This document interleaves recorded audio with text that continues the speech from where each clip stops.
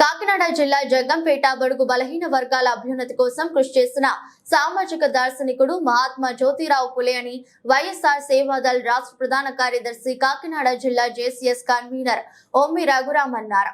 జగ్గంపేట ప్రభుత్వ ఉన్నత పాఠశాల వద్ద ఉన్న పూలే గారి జయంతి వేడుకలను ఘనంగా నిర్వహించారు.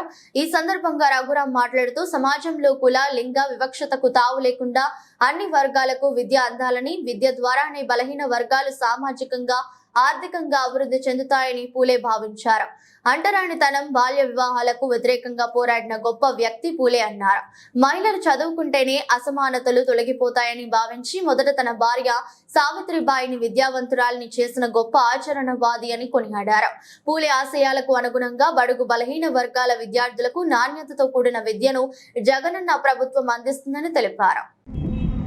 అందరికీ నమస్కారం. ఈరోజు మహాత్మా జ్యోతిరావు పూలే గారి జయంతి సందర్భంగా జగ్గంపేట నియోజకవర్గ కేంద్రంలో ఉన్నటువంటి పూలే గారి విగ్రహానికి పూలమాల వేసి నివాళులు అర్పించడం జరిగింది.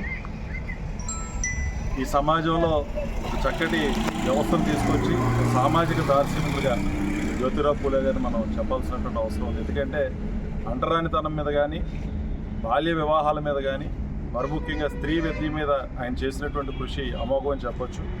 ఏదేమైనా సరే ఆచరించి చూపించడమే ఒక చక్కటి మార్గం అని భావించినటువంటి జ్యోతిరావు పూలే గారు మరి తన భార్య సావిత్రిబాయి పూలే గారిని చక్కగా విద్యని అందించడంతో పాటుగా మొట్టమొదటి మహిళా విద్యా సంస్థని స్థాపించినటువంటి వ్యక్తులుగా ఈరోజు చరిత్రలో వాళ్ళకంటూ ఒక ప్రత్యేక స్థానాన్ని మరి సంపాదించుకున్నటువంటి మహోన్నతమైనటువంటి వ్యక్తులు జ్యోతిరావు పూలే గారు, సావిత్రిబాయి పూలే గారు.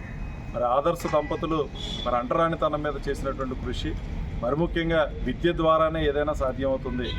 అందులోనూ మరి ముఖ్యంగా స్త్రీ విద్య యొక్క గొప్పతనాన్ని చాటి చెప్పినటువంటి వ్యక్తులుగా ఆ మహనీయులు మనం కొనియాడాల్సినటువంటి అవసరం ఉంది.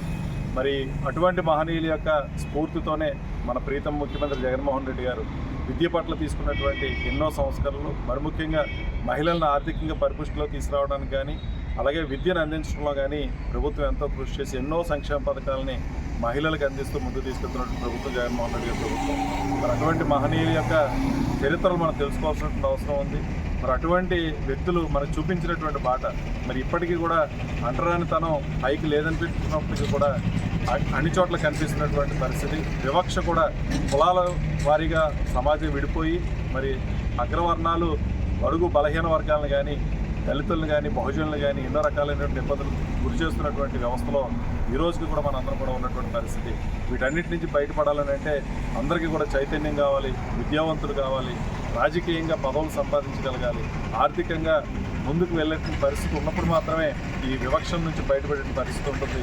కాబట్టి మరి ముఖ్యంగా బడుగు బలహీన వర్గాలు, బీసీ, ఎస్సీ, ఎస్టీ, మైనారిటీలు బాగా చదువుకొని ఈ మహనీయుల యొక్క కళలు ఏదైతే ఉన్నాయో ఆ కళలను మనం సాకారం చేసుకొని ముందుకు తీసుకెళ్లాల్సిన అవసరం ఎంతైనా ఉంది. మరి ప్రభుత్వం జగన్మోహన్ రెడ్డి గారు ప్రభుత్వం చేస్తున్నటువంటి కృషిని మనందరం కూడా గుర్తించి వాళ్ళకి బాసటగా నిలిచి భవిష్యత్తులో కూడా జగన్ గారిని మద్దతు ఇచ్చి ముందుకు తీసుకెళ్తే ఖచ్చితంగా బడుగు బలహీన వర్గాలు, నా బీసీ, నా ఎస్సీ, నా ఎస్టీ, నా మైనారిటీ అని జగన్మోహన్ రెడ్డి గారు హక్కును చేర్చుకున్నటువంటి మన పక్షాలు ఏదైతే ఉన్నాయో మనందరం కూడా అండగా నిలబడి జగన్ గారిని మరొకసారి ముఖ్యమంత్రి చేసుకోవడం ద్వారా జగ్గంపేట నియోజకవర్గం నుంచి మరి శాసనసభ్యులుగా పోటీ చేస్తున్నటువంటి కోటనరసింహ గారు కానీ, ఎంపీగా కాకినాడ ఎంపీగా పోటీ చేస్తున్నటువంటి కర్నూలు సునీల్ గారిని కానీ అత్యధిక మెజార్టీతో గెలిపించుకొని జగన్ గారికి జగ్గంపేట నియోజకవర్గం బహుమతిగా ఇచ్చి మనందరి అభ్యున్నతికి మనందరం కూడా కలిసికట్టుగా ముందుకు వెళ్ళాలని చెప్పి ప్రతి ఒక్కరిని కూడా కోరుతూ మరి నాకు అవకాశం కల్పించినటువంటి ఇక్కడ ఉన్నటువంటి ఎంపీటీసీలు కానీ, పార్టీ నాయకులు కానీ, కార్యకర్తలు కానీ, మన వైస్ ఎంపీపీ గారు కానీ అందరూ కూడా పేరు పేరున ధన్యవాదాలు తెలియజేస్తున్నాను.